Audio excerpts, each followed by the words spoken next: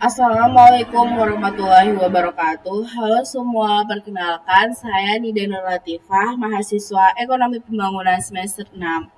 Pada kesempatan ini, saya akan membuat video tutorial penggunaan Fuse 13 untuk memenuhi tugas mata kuliah aplikasi komputer. Langsung saja, di sini saya sudah menyiapkan 30 data time series dari tahun 1995 hingga tahun 2024.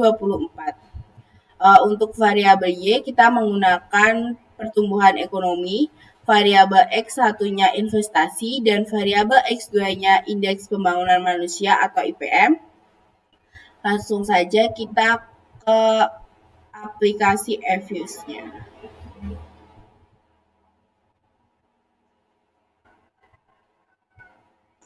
Di sini kita pilih view, work file, lanjut ke di sini kita bisa mengatur pemilihan data yang kita gunakan. Kebetulan kita menggunakan data time series, jadi kita menggunakan data regular factory. Untuk data awalnya dari tahun 1995, data akhirnya 2024, kita oke. Kita langsung input datanya di Quick Empathy Group. Kita bisa copy datanya itu dari data-data ini, atau kita bisa langsung mengopinya dari nama data atau variabelnya.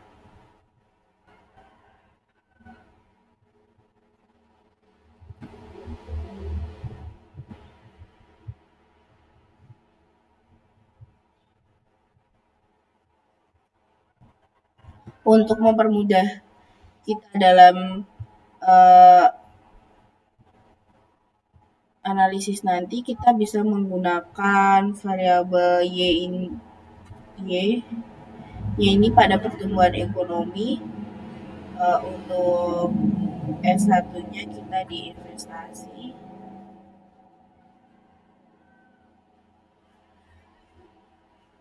Untuk IPM-nya di X2.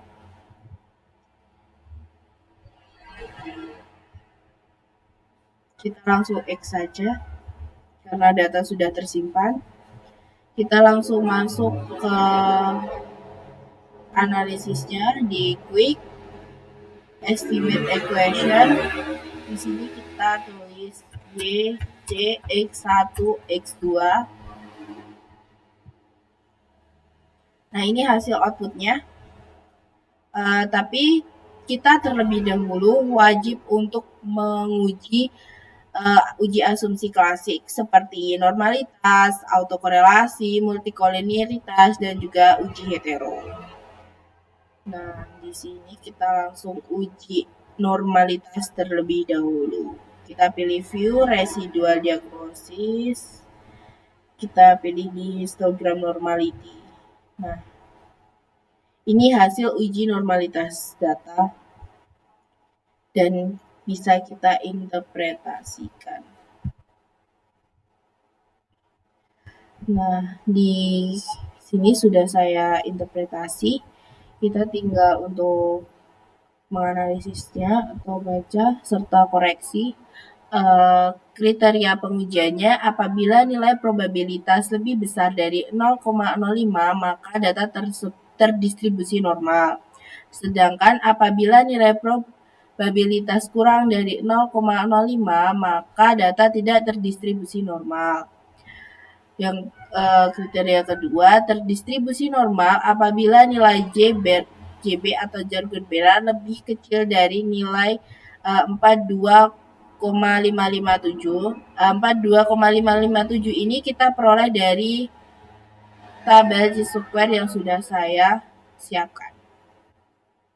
Dengan tahap signifikansi alfa 0,05, kita ambilnya di bagian sini. Nah, untuk data yang kita gunakan sebesar 30, kita main 1 dengan ketentuan main 1-nya itu berarti kita memperoleh datanya sebesar data Chi-square-nya sebesar 42,557. Sedangkan terbukti tidak normal apabila nilai JB lebih besar dari 42,557. Berdasarkan hasil analisis data di atas, nilai probabilitasnya diperoleh sebesar 0,8471712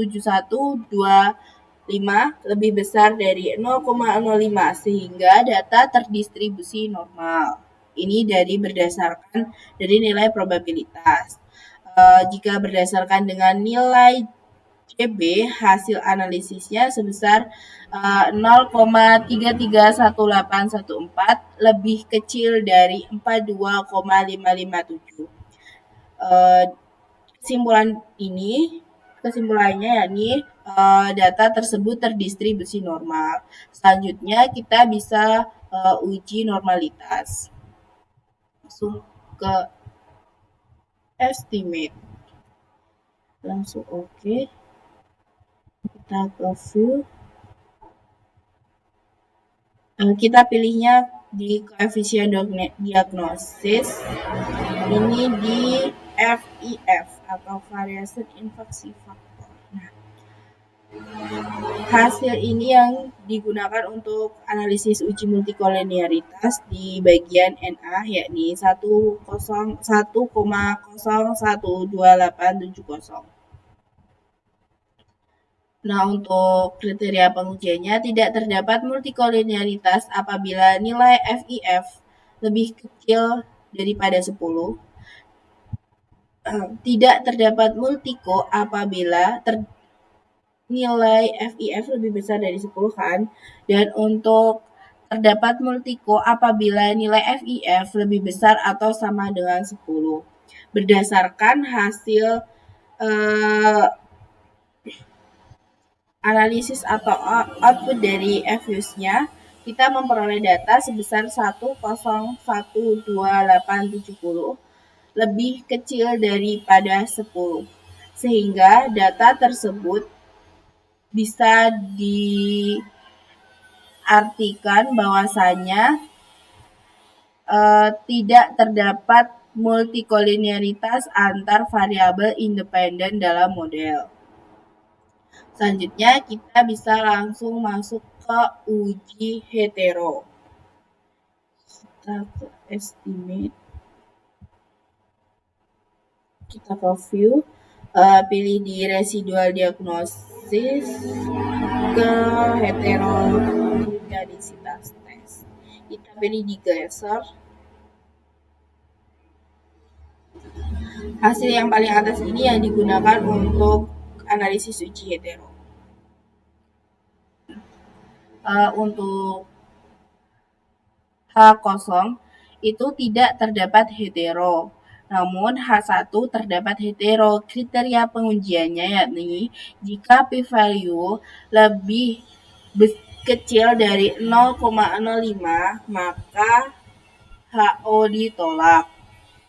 Namun jika p-value lebih besar dari 0,05 maka H1 ditolak. Maaf, ini koreksi, kita bisa menggunakan HA.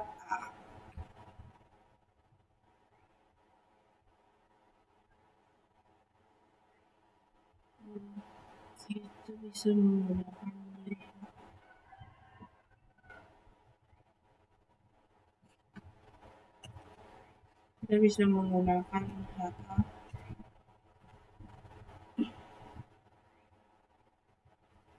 Di sini juga sama. Nah, berdasarkan uji hetero, nilai probabilitas T-square sebesar 0,5907 lebih besar dari 0,05 sehingga HO ditolak dan H1 diterima. Dengan ini disimpulkan bahwasanya data tersebut ada hetero, terjadi gejala hetero. Selanjutnya kita uji ke autokorelasi. Kita langsung ke estimate, ke view, di residual diagnosis, di series correlation LM test. Di induknya tetap 2. Nah, di atas ini yang digunakan untuk analisis autokorelasi. Untuk H0-nya tidak terdapat autokorelasi dan H1-nya terdapat autokorelasi. Untuk perbandingan atau kriteria menggunakan signifikansi alfa itu, jika probabilitas lebih kecil dari 0,05 maka HO ditolak. Namun jika probabilitas lebih besar dari 0,05 maka H1 diterima. Dan nilai probabilitas di square-nya yakni 0,0037 lebih kecil ya, harusnya lebih kecil. Kita bisa ganti lebih kecil. Kita mau ganti ini sih. Kita bisa ganti ini.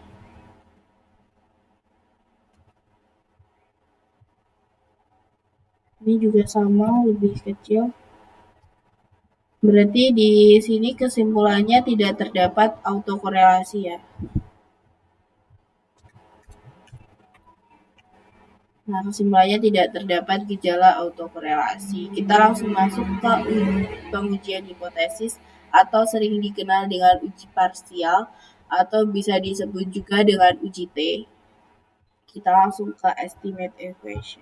Nah, hasil ini yang digunakan untuk uji T atau uji parsial sudah saya tandai di bagian T statistik, probabilitas, F statistik, dan juga probabilitas F statistik.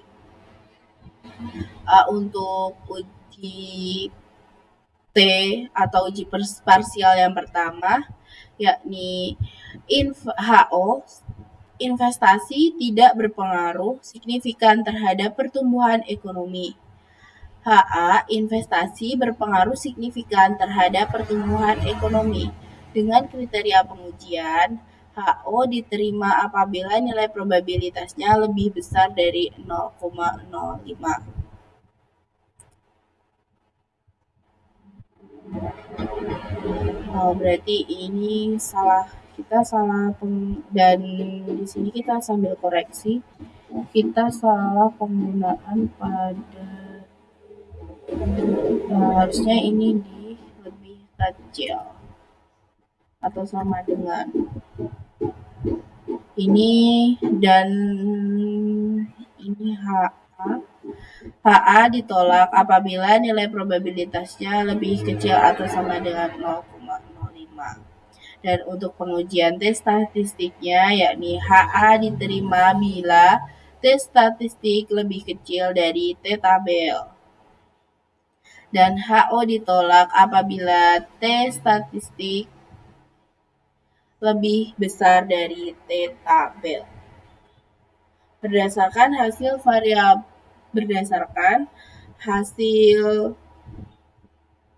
dari uji ini, kita memperoleh untuk X1-nya ini itu sebesar 0, untuk nilai probabilitasnya yakni 0,0768 serta nilai T statistiknya sebesar 1,839648. Nah, untuk perbandingannya kita menggunakan nilai T tabel. Nilai T tabel ini kita dapatnya di sini.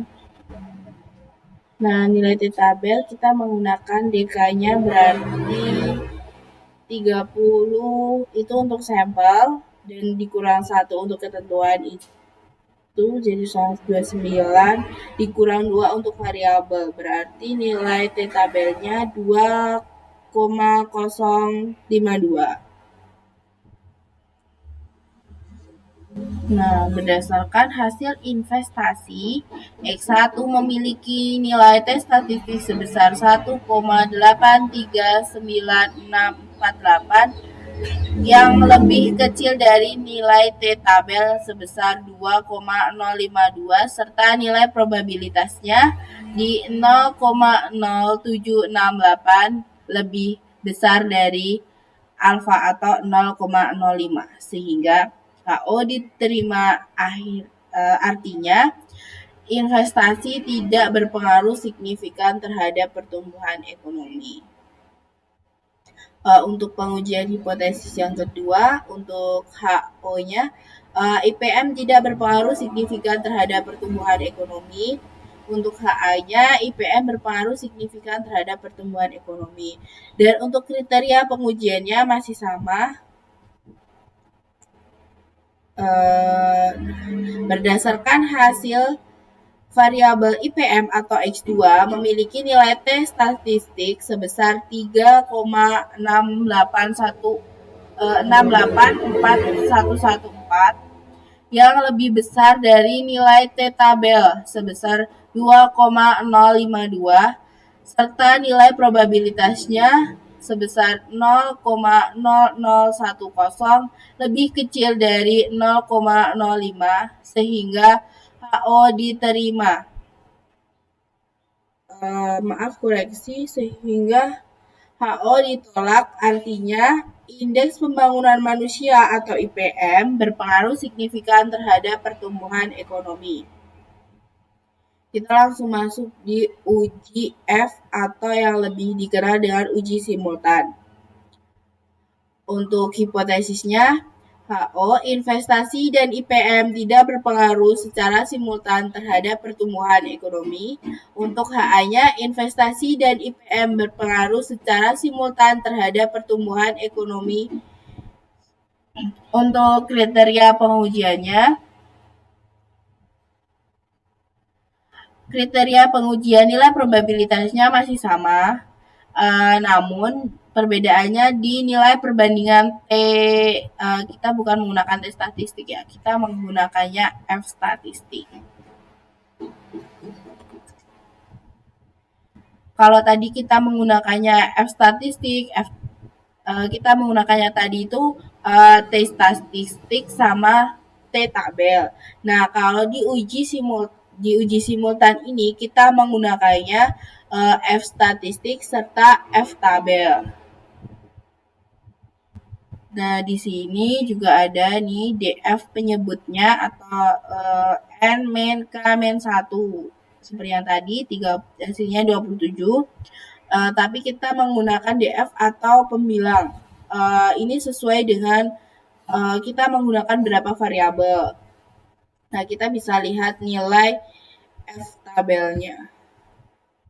Nilai F tabel di sini ini T tabel ya. Ini F tabel. Kita menggunakan penyebutnya atau DK-nya 2 serta F tabelnya berarti 27. Diperoleh nilainya sebesar 3,35. Bisa. Berdasarkan olah data di atas, maka hasil probabilitas F hitung sebesar 0,000816 lebih kecil dari 0,05. Hal ini selaras dengan perbandingan menggunakan nilai F hitung sebesar 9. Ini F hitung itu atau F statistik ya. Sebesar 9,36141 lebih besar dari nilai F tabel yang sebesar 3,35.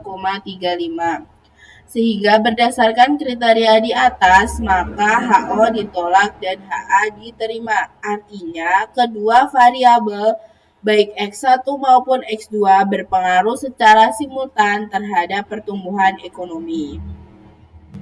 Untuk regresi linear berganda di sini model regresinya untuk hasil-hasil ini kita bisa ambil atau dapatkan di koefisien ini. Dan konstantanya kita min 18,87750. Nilai min 18,877 merupakan nilai konstan atau nilai tetap variabel Y di saat variabel X1 investasi dan X2 IPM sama dengan 0. Nilai 0,0008 merupakan nilai koefisien setiap kenaikan 1 pada X1 investasi, maka nilai Y akan meningkat sebesar 0,0081 dengan nilai X2 atau IPM tetap. Untuk nilai 0,330 merupakan nilai koefisien setiap kenaikan 1 satuan pada X2, maka Y akan meningkat sebesar 0,331 dengan nilai X1 tetap. Untuk ininya atau kesimpulannya, investasi dan IPM berpengaruh positif dalam meningkatkan pertumbuhan karena dapat mengukur aktivitas produksi serta keberlanjutan pertumbuhan ekonomi. Kita langsung masuk di determinasi atau adjustment.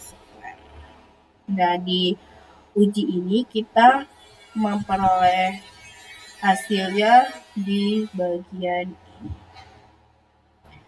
Dengan R square atau adjust R square-nya ya, bukan R square ya, tapi adjust R square-nya itu sebesar 0,36573. Analisis koefisiensi determinasi untuk mengukur variasi atau peran variabel terkait modal yang baik apabila nilai variasi mendekati angka 1 atau kurang baik apabila mendekati angka 0. Nah, kita memperoleh nilai adjust R square-nya sebesar 0,365743 menunjukkan bahwa sebesar 36,5743% variabel pertumbuhan dapat dijelaskan oleh variabel investasi dan indeks pembangunan manusia dalam model penelitian model regresi ini ya. Kita menggunakan model penelitian, kita menggunakan model regresi.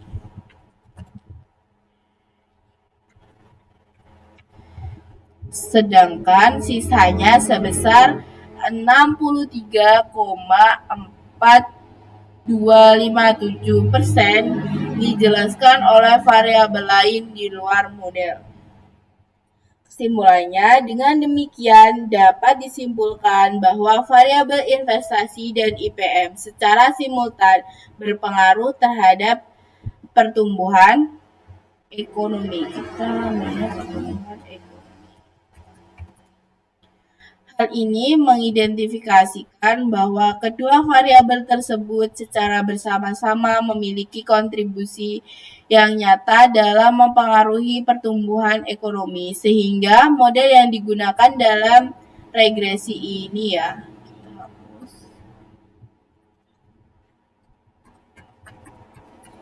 Regresi ini dapat menjelaskan hubungan antara investasi dan IPM dengan baik.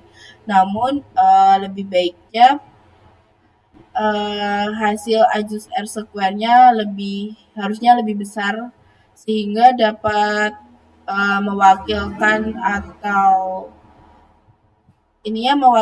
investasi dan IPM ini tuh bisa diteliti atau bisa mempengaruhi pertumbuhan ekonomi gitu. Jadi kalau bisa itu di atas 80